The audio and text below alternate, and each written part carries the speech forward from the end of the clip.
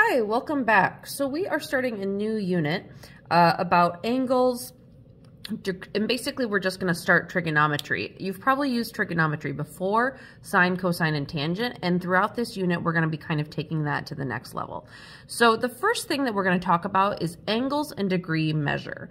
So an angle is determined by rotating a ray about its endpoint. Right? And endpoint. And I'm sure you're already familiar with that. And we're just going to focus on actually defining these things. So the vertex is the endpoint of the ray.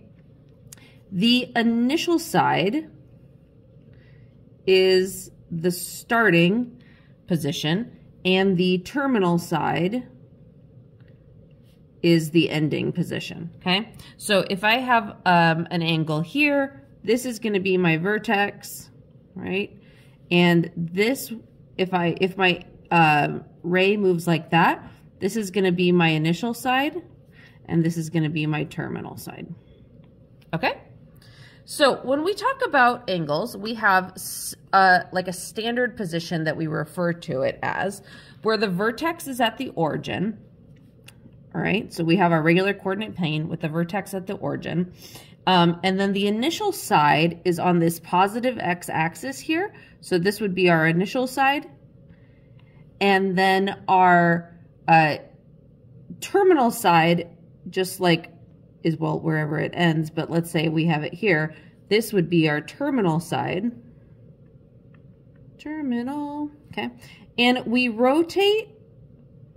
Positive angles are determined by a counterclockwise rotation, and negative angles are determined by, positive are counterclockwise, negative are clockwise, okay? So positive, we generally go around this way.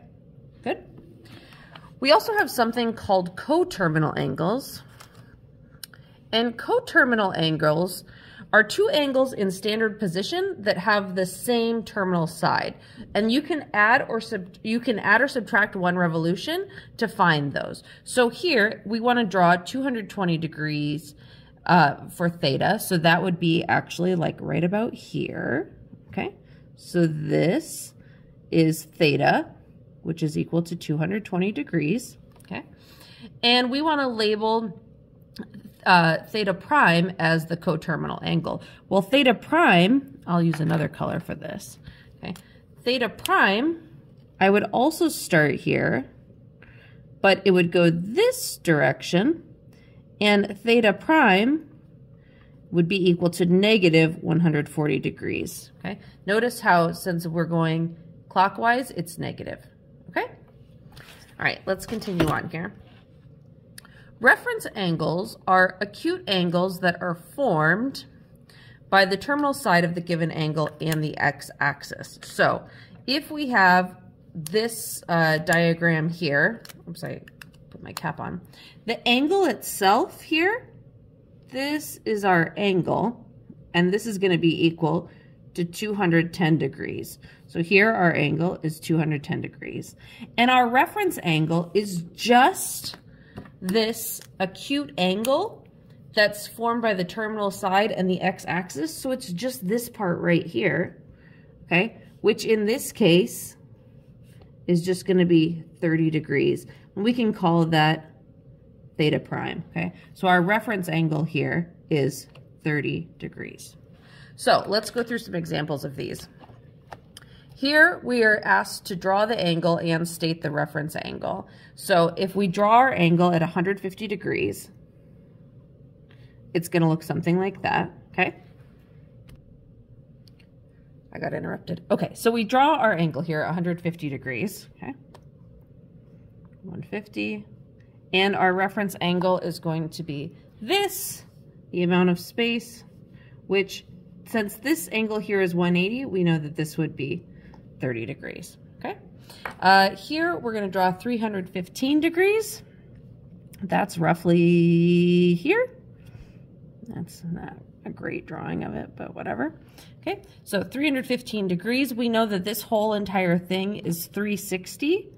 So, oops, I didn't mean to write that. That's 315. So we could take 360 minus 315 and get our reference angle here, which is 45. Okay.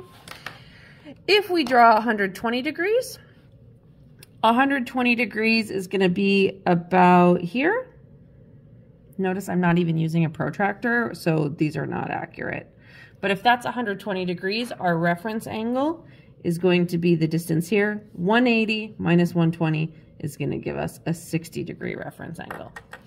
And here for 140 degrees, say it's right there. If this is 140 degrees, 180 minus 140 is going to give us a 40-degree angle. All right. Okay, let's move on to talking about degrees, minutes, and seconds. We can actually write decimal degrees in smaller units that are called minutes and seconds. So 360 degrees is 1 revolution, right, around a circle. 1 degree is equal to 60 minutes, okay, this is minutes. And 1 minute is equal to 60 seconds, just like time, right? This comes to us from the ancient Babylonians who used a 60-base number system, in case you were interested.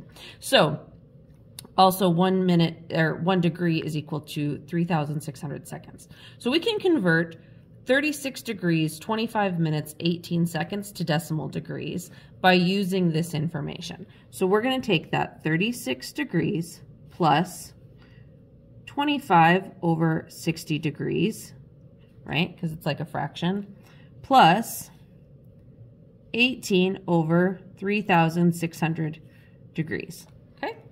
And if we put that into a calculator, we're going to get 36 degrees plus 0.4166 degrees plus 0.005 degrees. And if we add these together, we get 36.4217 degrees, all right? Likewise, we can convert 42.575 to degrees, minutes, seconds. So we're going to take that, our decimal here, right, our 0.575 degrees times 60 minutes over 1 degree, right? This is just like when you're doing unit conversion. You might remember from your past. So your units are going to cancel out. You're going to get 34.5 minutes, okay? So now we want to convert this, our 0.5 minutes times 60 seconds over 1 minute. So that's going to be equal to 30. So this gives us 42 degrees, 34 minutes, right? That comes from there. And I forgot to put my label there, 30 seconds. Good, they're kind of fun to do. Okay, so that's our introduction to angles. Next, we're gonna move on to radians and central angles. I will see you then.